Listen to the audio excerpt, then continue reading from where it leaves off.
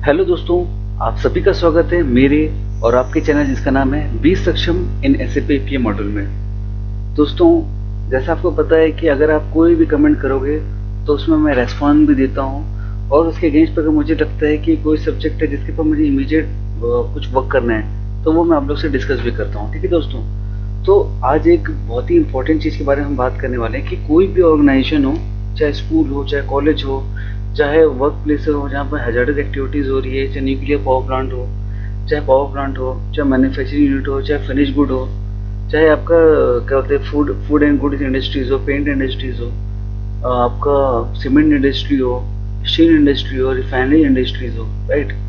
आप नोटिस करोगे ना, न्यूक्लियर इंडस्ट्री हो, आप नोटिस करना कि हर एक जगह पे उसके अपने कोई ना कोई हजार्ड होते हैं, काम के हजार्ड, और उसके अगेंस्ट में क्या होता है, आपके रिस्क होते हैं। रिस्क होगा, हजार्ड होगा तो क्या होगा, उसका कॉन्सिक्वेंसेस आएगा। होप सो दोस्तों, अगर जो मतलब जिन्होंने अच्छा खासा एक्सपीरियंस लिया उनको मेरा वर्ड समझ में आ रहा होगा, HIRA, HIRA, hazard identification and risk assessment. इस ये वर्ड आप सभी ने सुना होगा।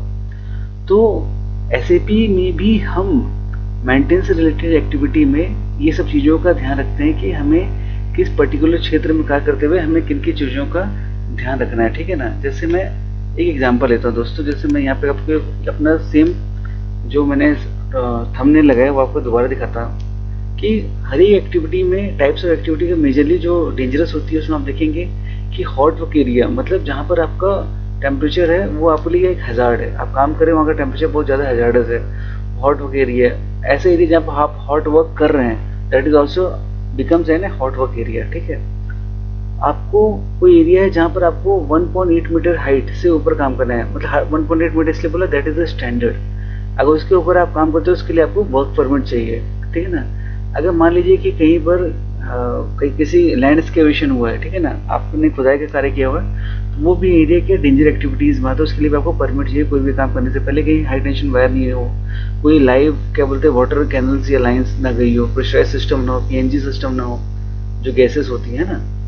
तो अगली चीज मैं बता रहा हूँ कि आपका कोई फ्लेमेबल गैस ना हो, वहाँ काम कर रहे हो वहाँ फ्लेमेबल गैस नहीं है। ये सब चीजें बहुत इंपॉर्टेंट है, वर्क परमिट में इंपॉर्टेंट है सब चीजों को इंक्लूड करने का। नेक्स्ट है कुछ सल्फ्यूरिक एसिड है या आपका एसिल है, हाइड्रोक्लोरिक एसिड है, ठीक है ना, या अदर कोई एसिड जो हाईली क्रोसिव नेचर के हो, ठीक है ना, तो वो एरिया में भी काम करने से पहले आपको वर्क परमिट इंपॉर्टेंट है। इसके अलावा ऐसे इक्विपमेंट जहाँ पर आपको कार्य करने से पहले आपको इलेक्ट्रिकल आइसोलेशन चाहिए, क्योंकि उससे मैकेनिकल इलेक्ट्रिकल पावर होती है, ग्रेविटेशन पावर होती है, जिसकी वजह से आपको हैजार्ड हो सकता है, आपको चोट लग सकती है। उन सबसे बचाने के लिए आपको आइसोलेशन पढ़ना पड़ता है, जिसके लिए आप एक वर्ड यूज करते हो, LOTO, लोटोटो, lockout, tag out, try out. ठीक है ना। तो ये सब चीजें क्या दोस्तों बहुत इंपॉर्टेंट है, बहुत बड़ा सब्जेक्ट है, that is called work permit system. ठीक है ना। तो हम एक ना ऑर्डर, एक नोटिफिकेशन क्रिएट करूँ, उसके अगेंस्ट हम बात करेंगे हमको किस किस जॉब के लिए कौन कौन सी एक्टिविटी हमको चाहिए। ठीक है। जैसे मेरा M1, अब मैंने दोस्तों मैं जॉब लिख रहा हूँ कि आपका एक एक्टिविटी है कि roller to be taken out from mill. ठीक है ना।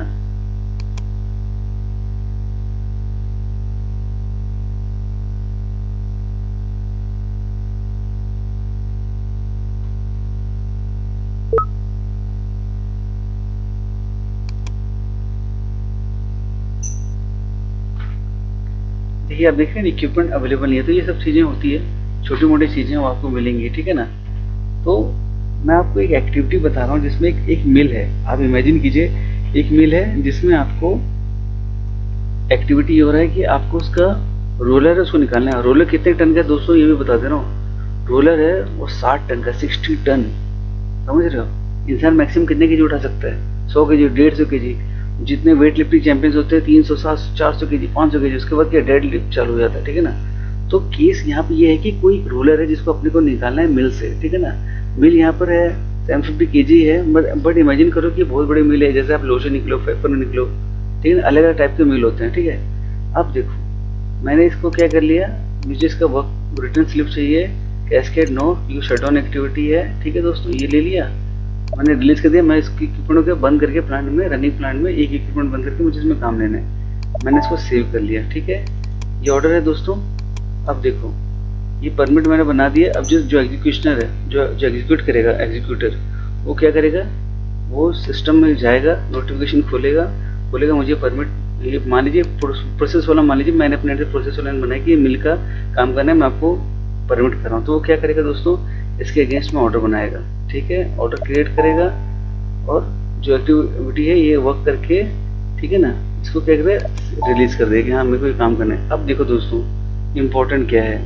अब मान लीजिए कि एक इक्विपमेंट है जिसके अंदर पे 3 या 4 रोलर है, जिसका वेट आपका 50 से 60 टन के आसपास है। ठीक है ना, तो आपको क्या क्या प्रिकॉशनरी एक्शंस रखने हैं। सबसे इम्पोर्टेंट चीज़ है कि जो मिल है, मिल एक क्या है, एक ड्राइव है जिसके अंदर क्या है, आपका मिल में क्या होता है, कोई ना कोई चीज़ें पीसी जाती है। ठीक है ना, तो अगर आपको मिल के अंदर घुसना है काम करने के लिए, तो उसके लिए आपको क्या चाहिए, आइसोलेशन चाहिए। टाइप्स ऑफ आइसोलेशन क्या होगा दोस्तों, इलेक्ट्रिकल आइसोलेशन, ये रहेगा ना। आप क्या करोगे, लेकिन इलेक्ट्रिकल डिपार्टमेंट से बोलोगे, प्रोसेस डिपार्टमेंट वाला बोलेगा कि मुझे इक्विपमेंट को आइसोलेट करके देना है, तो वो क्या करेगा, अपने जाएगा फीडर को ऑफ करेगा और उसके बाद अपना लॉक लगाएगा और बाद में लॉक लोटोटो ट्रायल लेगा। ठीक है, नेक्स्ट चीज, आपका यहाँ पर वर्क हो रहा है, ठीक है ना, तो मिल है आपकी हाइट पे है, तो आपको क्या, आपको उसके लिए स्कैफोल्डिंग बांधना है, आपको अरेंजमेंट बनाना है। तो उसके लिए क्या हो जाएगा दोस्तों, परमिट किस टाइप का रहेगा, वर्क एट हाइट परमिट, ठीक है, वर्किंग हाइट 1.8 मीटर वाला। ठीक है, उसके अलावा दोस्तों वहाँ पर क्या है, जो जितने भी रोलर निकालने होते हैं, तो क्या होता है, कई बार रोलर फंसे होते हैं, तो उसके लिए क्या करना पड़ता है, आपको जो हीट ब्लो करके उसके टेम्परेचर को रेज करना पड़ता है 200-300 डिग्री सेंटीग्रेड के बाद। जिससे क्या हो जाता है, वो जो रोलर है, मान लीजिए कोई भी एक रोलर है, वो अपनी जगह छोड़ता है। ठीक है ना, बेरिंग भी क्या है, 120 डिग्री सेंटीग्रेड पे फिटमेंट होती है, hot and cold type fitment, तो आप जानते होंगे, होप सो।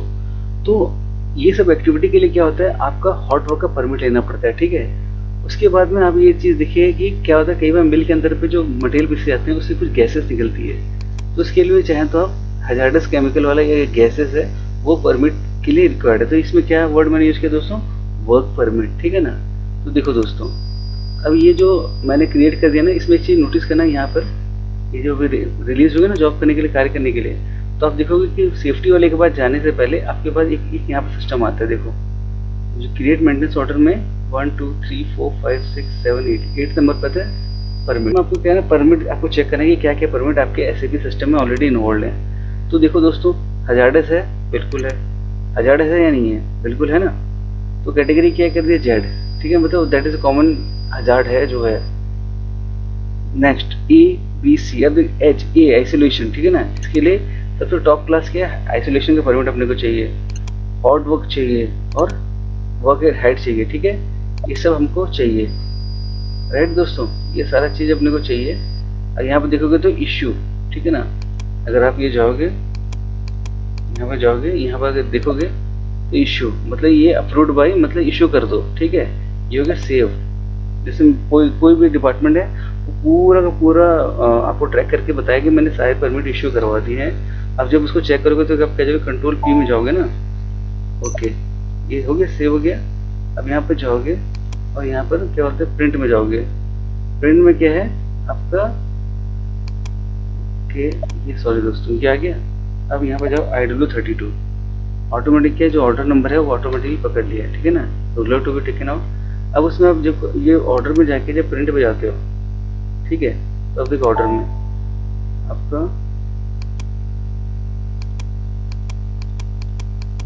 ये देखिए जॉब टिकट में आप प्रिंट प्रीव्यू देते हो,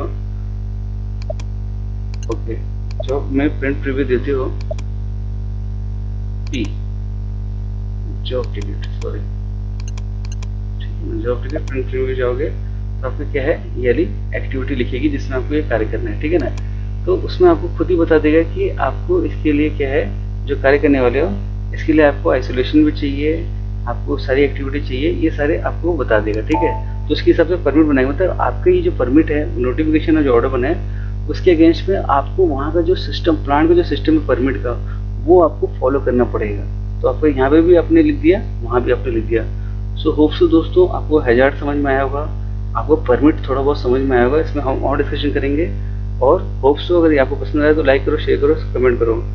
जैसे मैं हमेशा कहता हूँ, एट द एंड बी सक्षम इन SAP PM module. Thank you.